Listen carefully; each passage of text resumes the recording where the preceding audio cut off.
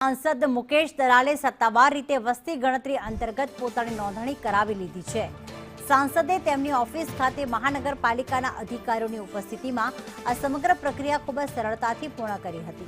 आ प्रसंगे सांसद मुकेश दलाले सूरतना तमाम नागरिकोने वहीवटीतंत्रने पूरतो सहकार आपवा माटे खास अनुरोध कर्यो हतो।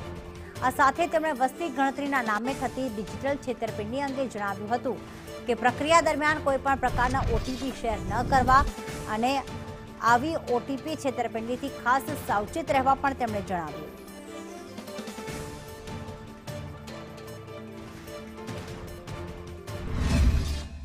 વસ્તી ગણતરીમાં જે પણ કંઈક માહિતી આપવામાં આવે છે તે સંપૂર્ણપણે ગુપ્ત રાખવામાં આવે છે।